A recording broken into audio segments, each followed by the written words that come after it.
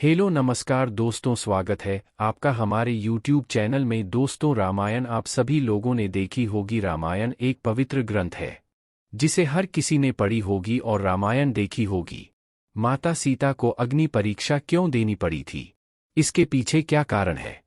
क्या अयोध्या के नगर वासियों की वजह से अग्नि परीक्षा देनी पड़ी थी या कोई और वजह थी जिससे माता सीता को अग्नि परीक्षा देनी पड़ी थी? दोस्तों, बने रहे पूरी वीडियो में और हम जानेंगे कि माता सीता को अग्नि परीक्षा क्यों देनी पड़ी थी।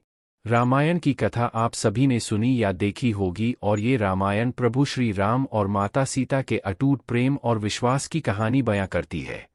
रामायण की कथा के अनुसार भगवान श्री राम को 14 साल का वनवास मिला था और इस वनवास के दौरान माता सीता और लक्ष्मण भी उनके साथ थे।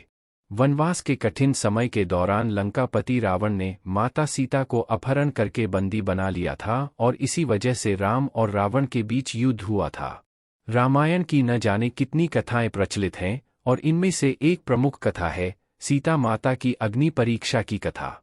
वास्तव में ये बात थोड़ी सोचने पर मजबूर करती है कि आखिर माता सीता और प्रभु श्री राम के बीच के अटूट प्रेम के बावजूद भी अग्नि परीक्षा क्यों देनी पड़ी। इस बात को लेकर भी कई कथाएं सुनने में आती हैं। उन्होंने हमें इस अग्नि परीक्षा की सिर्फ एक वजह बताई, जाने क्या है वो वजह। अग्नि परीक्षा को लेकर प्रचलित कथा प्रजा का मान रखने के लिए ली थी अग्नि परीक्षा। पौराणिक कथाओं के अनुसार प्रभु श्री राम को मर्यादा पुरुषोत्तम के नाम से भी जाना जाता है और एक राजा की तरह श्री राम के लिए अपनी प्रजा के लिए समर्पण सबसे ज्यादा महत्वपूर्ण था। ऐसे में जब लंबे समय तक रावण की कैद में रहने के बाद माता सीता श्रीराम के साथ अयोध्या लौटीं, तब उनकी पवित्रता को लेकर समाज के एक वर्ग में संदेह होने लगा। इस पर एक वृद्धा ने उन पर कटाक्ष करते हुए ये भी कहा कि ये भला कैसे मर्यादा पुरुषोत्तम है जो ऐसी माता सीता को अयोध्या वापस ले आए जो तक रावण के पास थीं और उनकी पवित्रता का कोई प्रमाण ही नहीं है। जब श्री राम को ये बात पता चली तो उन्होंने प्रजा के कल्याण के लिए माता सीता को अग्नि परीक्षा देकर अपनी पवित्रता को सिद्ध करने के लिए कहा। प्रभु श्री राम की बात सुनकर माता सीता अग्नि में समा गईं। अग्नि परीक्षा की ये थी एक वजह। पद्म पुराण के अनुसार रामायण में एक नहीं बल्कि दो सीता थी, पहली असली और दूसरी माया की सीता।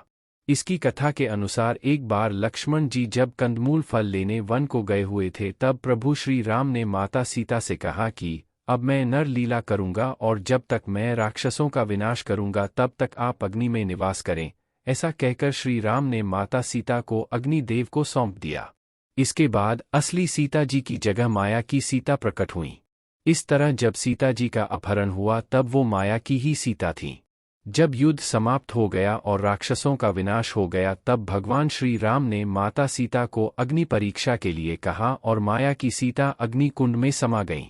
माया की सीता के अग्नि में समाते ही असली माता सीता अग्नि से बाहर आ गईं और इस पूरी अग्नि परीक्षा का सिर्फ एक यही कारण था, माता सीता करती थीं अग्निदेव की पूजा।